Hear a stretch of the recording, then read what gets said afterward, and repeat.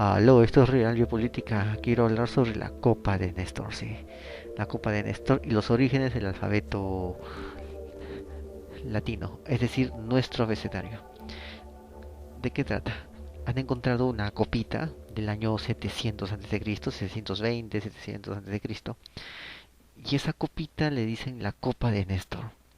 ¿Dónde? En un sitio llamado Pitecusa, que es una colonia griega que está en una isla frente a Nápoles, o sea, está cara a cara al Vesubio, cara a cara al Vesubio, Nápoles, Pompeya, esa isla está ahí. Entonces, en esa isla iban de todo, iban griegos, etruscos, latinos, fenicios, o sea, iban de todo nacionalidad, iban a esa isla y comerciaban.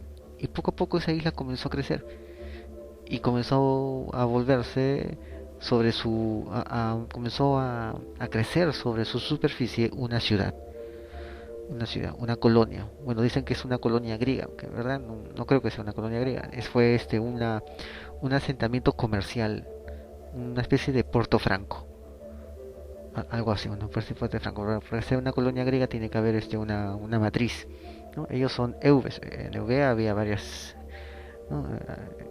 Había varias ciudades, ¿no? Y estos eubeos eran de Eretria y Calcis. Eso es lo que se dice, ¿no? Pero de seguro debió haber más eubeos de otras tantas ciudades y también griegos de otras tantas ciudades, de otras tantas polis. Porque no, no, no creo que sea una colonia así griega en el sentido formal, ¿no? En el sentido formal. Más bien los eubeos tuvieron cierta preeminencia sobre el gobierno de esta ciudad que empezó a formarse por ser un punto de intercepción mercantil de todas estas nacionalidades. Y además tenían algo que les daba cierta ventaja, un alfabeto. Este alfabeto fue tomado por los etruscos. Se decía mucho tiempo atrás que los etruscos tenían un alfabeto capcioso, enigmático, un misterio era. No se sabía de dónde venía ese alfabeto. Y no se podía leer tampoco el alfabeto etrusco, no se entendía, pero cuando tú ves las letras del alfabeto etrusco son letras latinas. La mayoría son letras latinas, o sea, pero dicen que no lo pueden leer, ¿no? Porque la M no se pronuncia como M y así. Y es normal, siempre ha sido así cuando se origina el alfabeto, ¿no?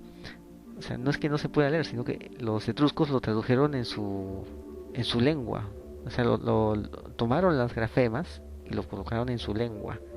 Es así, ¿no? Y también en su hablar etrusco pueden haber existido grafemas que no se correspondían con los grafemas del abecedario eubeo. Vamos a explicar. Ya hemos visto aquí en Radio Política cómo en África, en Sudáfrica, aparecen los primeros ideogramas que escriben en la piedra. Han encontrado antiguo de la época paleolítica, ideogramas en la piedra, de la época del hombre primitivo, el hombre de las cavernas, eso, del cazador recolector. Ideogramas allí en trozos sólidos. Esos ideogramas después se convierten en en grafemas, ¿sí? Así es, en grafemas. Esos grafemas se juntan y consiguen formar el alfabeto. Así es, poco a poco, ¿no? Porque al final, ¿qué cosa es escribir si no es dibujar? Es un dibujito. Estás dibujando cuando escribes. Es lo mismo que hicieron los ancestros hace miles de años atrás, decenas de miles de años atrás. Dibujaban escribiendo. Es así. Es un dibujo al que le das un sentido, el sentido de una pronunciación, de una voz. Ese es el arte del escribir. Bueno, entonces al final los llegó hasta los fenicios crearon un alfabeto, los fenicios van a Grecia. Cuando los fenicios van a Grecia, los griegos eran analfabetos. Su lengua era ágrafa. La lengua de ese momento, cuando toman contacto con los fenicios, era ágrafa. Una gran cantidad de idiomas son ágrafos, no tienen un alfabeto que los respalde. Simplemente se hablan y no se escriben. es una gran cantidad de lenguas. Los griegos tenían ese tipo de lengua, pero ellos, generaciones atrás, sí tenían un alfabeto. Era un alfabeto silábico. O sea, no era un alfabeto consonántico, sino que cada sílaba tenía un grafema. Era un grafema silábico. Ese era el alfabeto micénico. El alfabeto micénico fue abandonado con la irrupción de los pueblos del mar. La caída de su civilización significó también la caída de su alfabeto. Tuvieron que refugiarse en los montes, en los peñascos, y ahí vivieron de forma básica durante siglos. Y ya no escribían, ya no entendían el alfabeto, ya no leían, simplemente vivían ahí. De forma básica ya no. Después, como cuando empezaron a desarrollarse, a resurgir nuevamente estos griegos, llegan a crear sus puertos, sus ciudades, las polis comienzan a crecer más y era necesario un alfabeto. Y eso lo tomaron de los fenicios, lo adaptaron a sus necesidades, crearon el alfabeto griego en base al alfabeto fenicio. ¿Por qué? Porque los fonemas que uno habla tienen que corresponder con los grafemas del alfabeto. Y hay fonemas que no están en el grafema. Hay fonemas que usan los griegos, sí, ¿no? El ph, ¿no? Sí, físico, sí, ¿no? Eso, ¿no? Esos fonemas, y hay más X, ¿no? La X es de ellos, ¿no? Son fonemas que ellos usan que no son usados por los fenicios, así que ellos tienen que inventar un fonema especial para eso. Y hay fonemas que usan los fenicios que los griegos no lo usan.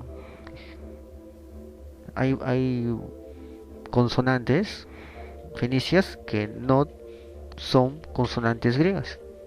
Entonces no usan eso. Entonces ahí es donde comienza poco a poco a moldearse el alfabeto griego. Y entre los griegos también había diferencias. Hubo tres tipos de alfabetos griegos según la región donde se hablaba. La región del Ática, la región occidental y la región del Egeo. Así. Norte, sur, oeste. Así. Esas son las variantes del alfabeto según cada fonema. Es así como se forman los fonemas, los alfabetos. Y ellos se fueron después a ¿dónde? A Italia. Hay una isla frente a Italia, en su mar de Italia, donde van de todos los países, de todas las nacionalidades. Van griegos, van fenicios, van egipcios, van etruscos, van italianos, van italiotas, ¿no? Latinos. Van a una isla llamada Pitecusas. Y ahí es el punto de comercio. No es exactamente una polis, es simplemente un punto de comercio donde iban todas estas nacionalidades en esta islita, que era como una zona franca, una zona liberada, y ahí comerciaban. Después los eubeos, una isla griega, donde hay varias polis, estos eubeos comienzan a tener cierta predominancia en esta isla, porque es tanto el comercio, es el punto comercial de todas estas etnias mediterráneas, es tanto que se forma poco a poco una ciudad. Pero no es exactamente la ciudad pues fundacional de polis matriz, de polis hija. No es exactamente eso. Entonces aquí es donde aparece el alfabeto griego. Y ahí encuentran esta copita. Esta copita tiene una inscripción en la cual se hace una referencia a una copa. Dice: soy la copa de Néstor, buena para beber. Quien quiera que beba de esta copa inmediatamente se apoderará de él el deseo por la hermosamente coronada Afrodita. Y esto tenía mucho que ver con una parte de la Ilíada de Homero. O sea, está haciendo referencia a la copa de Néstor y al tema de Afrodita. Y justamente en el tema de la copa de Néstor también es motivo de un pasaje de la Ilíada de Homero, en el 11º libro. Eh, También es motivo. O sea, era un tema de ese momento. El tema de ese momento. Esa copa data del 720, del año 700. Pues así es como se forman los alfabetos. Y así se formó el alfabeto etrusco. se decía que no se sabía de dónde venía el alfabeto etrusco, que no se entendía el alfabeto etrusco, que era un misterio el alfabeto etrusco. Bueno, no es un misterio, nace de acá, ¿no? Pensaban que el alfabeto etrusco era nacido en Etruria, ¿no? Que no tenía influencia de nada, porque bueno, han encontrado restos de los hombres del Neolítico de Etruria y los hombres de la Edad de Bronce de Etruria, y eran un genoma bastante compatible, o sea, era el mismo grupo étnico. Por lo tanto, dicen que los etruscos no vinieron de aquí, no vinieron de Troya, ¿no? Después de la caída por que narra la Ilíada, ¿no? No vinieron de ahí, sino que eran originarios nativos de ahí, de la misma zona de la Toscana, porque han encontrado esas huellas genéticas, ¿no? Entonces, creían que por eso, por esa antigüedad, ellos mismos habían creado su propio alfabeto solitos. Pero no, no es así. Pueden tener toda esa antigüedad, pero hay lenguas que son ágrafas. ¿Qué significa ágrafas? Que no tienen grafías. Ya hemos visto el tema de los griegos, ¿no? No tienen grafía, pero para ese tiempo, los ancestros de ellos, la época micénica, sí tenían un alfabeto que era silábico. No era consonántico, sino era silábico, ¿no? Y ahora estos griegos adoptan el alfabeto fenicio, lo adaptan a sus necesidades, a su realidad fonética, y se van hasta esta isla donde se juntan con todas los grupos étnicos del Mediterráneo haciendo comercio, y este alfabeto que es eubeo, de griego eubeo, porque había tres, este alfabeto es absorbido por los etruscos y por los latinos, y ellos crean su alfabeto en base a este alfabeto griego. También lo adaptan a sus fonemas. Y así nace el alfabeto latino que usamos nosotros ahora. Así que yo creo que con un poco de esfuerzo y de más esfuerzo, de mucho esfuerzo, se podría leer la inscripción etrusca, o casi todas las inscripciones etruscas que se han encontrado, porque se han encontrado y no se sabe qué cosa dicen. Pero si se usa este rastro, sí se puede averiguar, sí se puede. Entonces, también tenemos el alfabeto latino, ¿no? Y el alfabeto latino, pues, comienza a ser poco a poco predominante, ¿no? Porque antes los romanos no tenían escritura, no había escritura romana, ¿no? ¿No? Los romanos simplemente lo transmitían por generación, y tenían leyes también. Roma viene pues el sistema, el corpus de leyes, pero en tiempo muy antiguo las leyes eran orales, y los senadores, los patricios, los que tenían cargo, los que tenían plata y poder, eran los que conocían las leyes, ¿no? Entonces eran tan vivos que a veces interpretaban las leyes a su favor, o simplemente se inventaban una. Como el pueblo no conocía las leyes, ellos decían que sí lo conocían y se creaban hasta leyes, ¿no? O sea, era un montón de abuso, bastantes abusos había, ¿no? Había también libros en la antigua Roma, ¿no?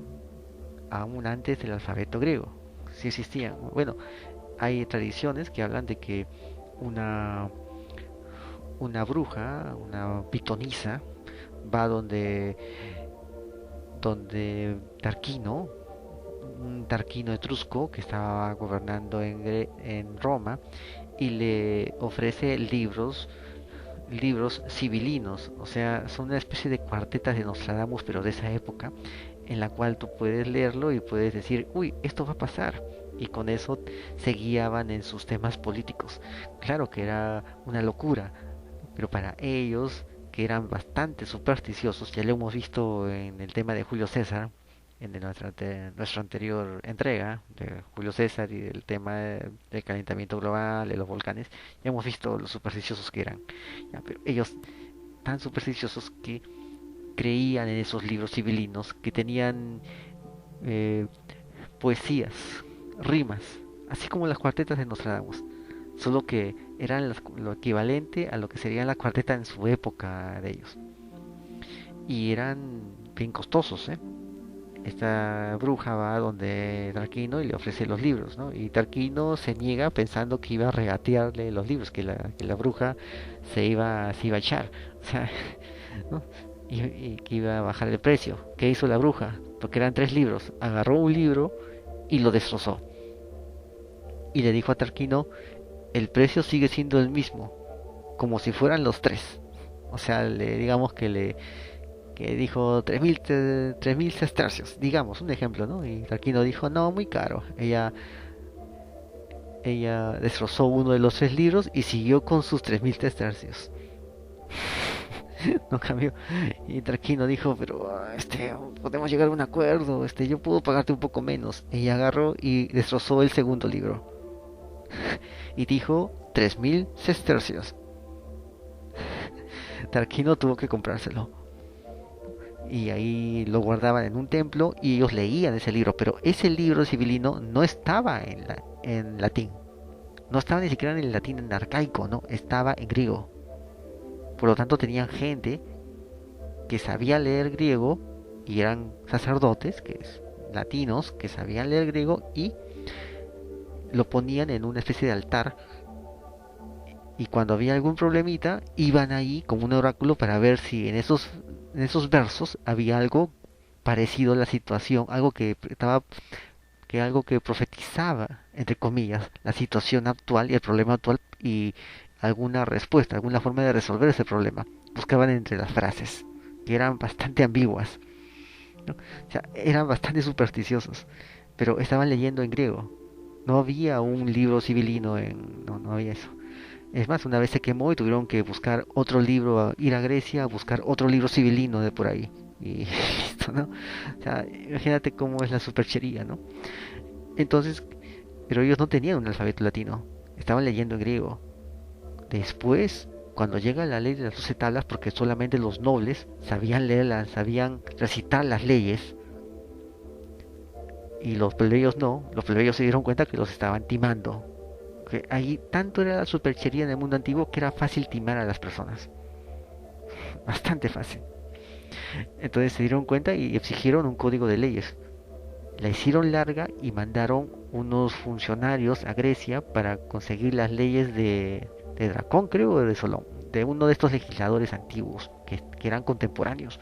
Los mandaron. Y cuando regresaron aquí hicieron lo que se llama la ley de las 12 tablas, que estaba en piedra. Las leyes, así tal como están, tal como se escribieron, bueno, la mayor fidelidad posible a lo que se escribieron la puedes encontrar en un libro de derecho romano que es el libro de Pietro Bonfanti. Son 2 tomos, buenazo el libro, es el mejor que he visto de derecho romano. Bueno, pero entonces recién ahí ellos tienen un escrito, una escritura, cuando tienen que hacer sus leyes. La escritura nace por una necesidad política, muchas veces. Por eso es lo que estamos viendo antes, ¿no? Todo es político. La Real Academia Española nace por una necesidad política. La Real Academia de la Lengua Francesa nace mediante Richelieu, creo que centralizó todo en necesidad política. La Real Academia de la Lengua Alemana nace durante los Hohenzollern que estaban unificando Alemania, convirtiendo la Confederación de Rin, la Confederación Germánica del Norte, poco a poco en el Imperio Alemán, cuando ya estaban creando el Segundo Reich. Ahí nace la Real Academia. Y así, igual sucede en esa situación.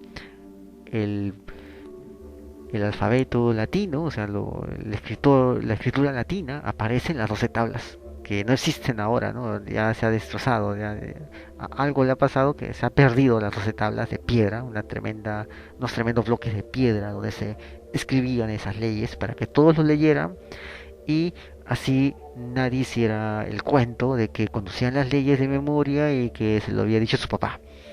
Que prácticamente ese era el tema patricio, ¿no? Me lo dijo mi papá, me lo dijo mi abuelito, ¿no? Me dijo la ley, yo sé cuál es la ley, tú no sabes la ley, ¿no? O sea, para evitar esos timos, pues, que ya eran demasiado groseros, escriben, se talla la ley en piedra. Es así, es así. Entonces ahí aparece ya este alfabeto latino. Cuando era necesario hacer leyes que sean conocibles para todos. Bueno, y ahí recién empieza ya toda la historia, ¿no? Toda la historia. Espero no haberme extendido mucho y te dejo con este artículo, con, de, con este artículo sobre la Copa de Néstor, de autoría de la Brújula Verde. Y recuerda, la verdad está a la vista. No olvides agregarte al WhatsApp. Tenemos ya un grupo de Real Biopolítica. Solamente pon Real Biopolítica nada más. No pongas nada más. A secas. Ahí hay un grupo de más de 6.000 personas. Puedes agregarte y escuchar las actualizaciones, porque estamos colocando varios videos de este tema para que te puedas informar. Es mejor que ver televisión. Nos vemos hasta otra ocasión. Saludos. Recuerda, la verdad está a la vista. La Copa de Néstor, menos 720 a menos 700 AC. Los orígenes del abecedario. Fuente labrújulaverde.com. En 1949 el arqueólogo italo-alemán Giorgio Büchner comenzó a trabajar como funcionario de la Superintendencia Arqueológica de Nápoles, excavando primero la colina de Castiglione y después en el Valle de San Montano en el municipio de Lacco Ameno, en la isla de Ischia situada a la entrada del Golfo en el extremo septentrional de la ciudad napolitana. Allí descubrió la necrópolis de la antigua colonia griega de Pitecusas, fundada por eubeos procedentes de Eretria y Calcis en el siglo VIII a.C., y quienes un siglo más tarde fundarían desde allí la primera colonia griega ya en tierra firme en la península itálica, la ciudad de Cumas. En la necrópolis Büchner encontró abundantes joyas, cerámica, esculturas de terracota, escarabajos egipcios, lingotes de plomo, pesos de telar, herramientas y muchos otros objetos interesantes. Pero entre todo ello realizó un hallazgo sensacional, entre el rico ajuar de la tumba 168, de un niño de entre 10 y 14 años, encontró en 1953 una cotila, taza pequeña y profunda de 2 asas, similar a un esquifos pero de menor tamaño, de apenas 10 centímetros de alto. La pequeña copa de cerámica apareció en varios trozos que el mismo Büchner restauró. Según Nicholas Colstrean data del año 720-700 a.C. había sido hecha en la isla de Rodas y decorada en el estilo geométrico característico de la época. En una de sus caras lleva una inscripción grabada, un epigrama de 3 versos en alfabeto eubeo escrito de derecha a izquierda, al estilo fenicio como todas las inscripciones griegas más antiguas. Dice así: soy la copa de Néstor buena para beber, quien quiera que beba de esta copa inmediatamente se apoderará de él el deseo por la hermosamente coronada Afrodita. El epigrama hace alusión a la famosa copa descrita en un pasaje del 11º libro de la Ilíada de Homero. Hecamede acercó una mesa magnífica, de pies de acero, pulimentada, y puso encima una fuente de bronce con cebolla, manjar propio para la bebida, miel reciente y sacra harina de flor, y una bella copa guarnecida de áureos clavos que el anciano se llevara de su palacio, y tenía 4 asas, cada una entre 2 palomas de oro, y 2 sus tentáculos. A otro anciano le hubiese sido difícil mover esta copa cuando después de llenarla se ponía en la mesa, pero Néstor la levantaba sin esfuerzo. En ella la mujer, que parecía una diosa, les preparó la bebida, echó vino de Bramnio, raspó queso de cabra con un rayo de bronce, espolvoreó la mezcla con blanca harina y les invitó a beber, así que tuvo compuesta la mixtura.